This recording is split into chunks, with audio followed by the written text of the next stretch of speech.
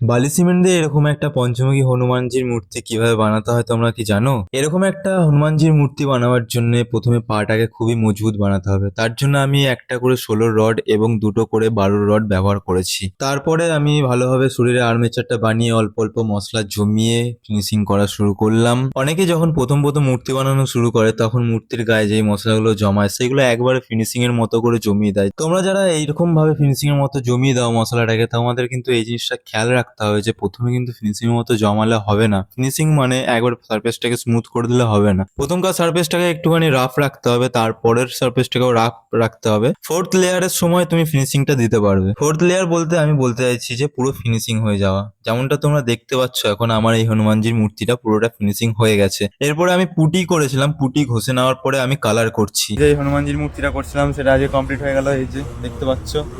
হনুমানজির এই মূর্তিটা যেহেতু বাড়ির বাইরে থাকবে তার জন্য আমি বার্জার কোম্পানির লং লাইফ 15 ব্যবহার করেছি। রোদ জল বৃষ্টিতে কোনো রকম কোনো ক্ষতি হবে না এই রংটার, আর মূর্তিটাও খুবই ভালো থাকবে। এবার তোমরাই বলো বালি সিমেন্ট এবং রড দিয়ে বানানো এই হনুমানজির মূর্তিটা তোমাদের কেমন লাগলো তোমরা অবশ্যই কমেন্টে জানিও। আর এই কাজটা করার সময় আমার সাথে ছিল রমেশ এবং প্রকাশ। আর এই কাজটা করেছি আমাদের গুসকরা সময়পুরে।